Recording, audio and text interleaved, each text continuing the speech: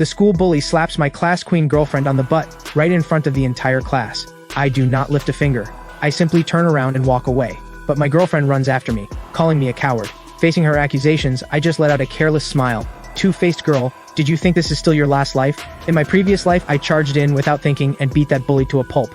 To my shock, she went around telling everyone that I was nothing but a simp. And she even teamed up with the bully to file a vicious complaint against me in front of the teachers.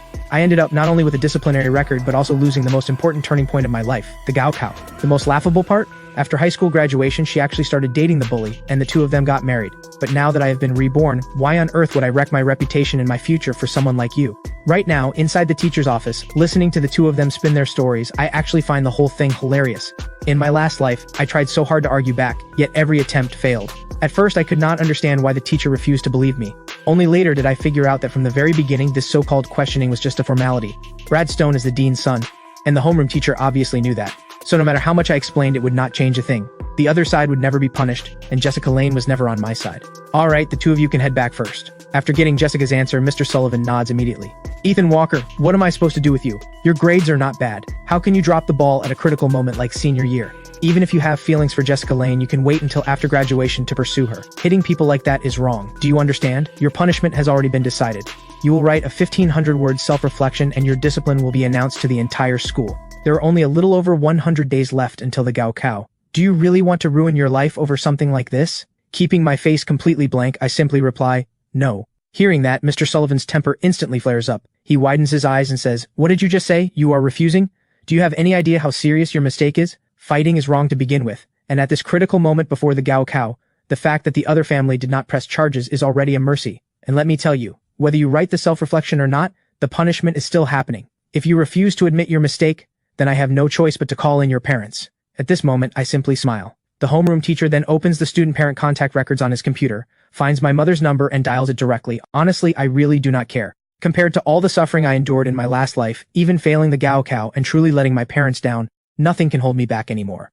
No matter what you say, I'm not writing any self-reflection, same words as before. I did nothing wrong. As for the truth, teacher, you know it better than anyone. Punish me however you like, I do not care. With that, I turn around and walk straight out of the office. Are you kidding me? I am a reborn soul, why would I fear someone like you? Now that I have been reborn into senior year, I will never bow my head and admit fault again. Back then, when I failed the Gaokao and lost my place, the blow was devastating. All those exam questions are still crystal clear in my mind.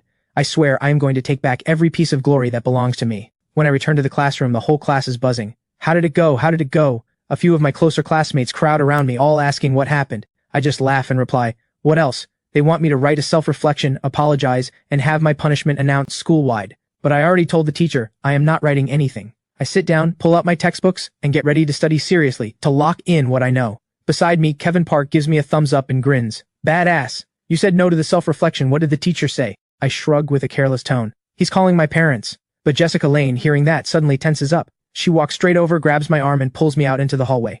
Jessica starts pleading anxiously. How can you refuse the teacher's request? If you do not write the self-reflection, what if this blows up? I know you are angry that I lied. I am sorry. I really did not want to do it, but think about it. Would you rather both of us get punished, or just you alone? Do you want me to be punished too? Is that what would make you happy? Jessica puts on her most pitiful, begging look, hoping to convince me to take the fall for her. In my last life, it was exactly because of her sweet talk that I ended up bearing everything alone, becoming a complete fool from start to finish. But this time, how could I possibly make the same mistake? What if I still refuse? And besides, did you not say you do not like Brad Stone? Why are you still helping him? Jessica rushes to explain. I am not helping him. I just do not want things to get too complicated. If you do not want to write the self-reflection, I can write it for you. Just admit your mistake to the teacher, and this whole thing will be over. Do we really have to drag everyone's parents into it? Jessica clings to me, her eyes full of pleading. She begs pitifully, please, I really do not want my parents to find out. Help me out, and I will agree to anything you want. I smile and play along. Agree to what? Jessica bites her lip and mumbles. You like me, right? I can give you a chance to chase me. I burst out laughing. Sorry, you can save that chance for someone else. With that, I turn around and walk back into the classroom. I was blind in my last life, but does that mean I have to be blind in this one too? Besides, if I am going to chase someone, I am going to chase my real dream girl.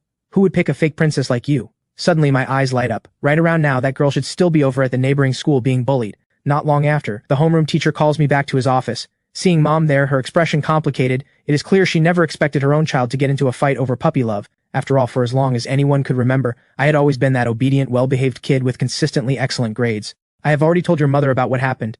You can explain the rest to her yourself.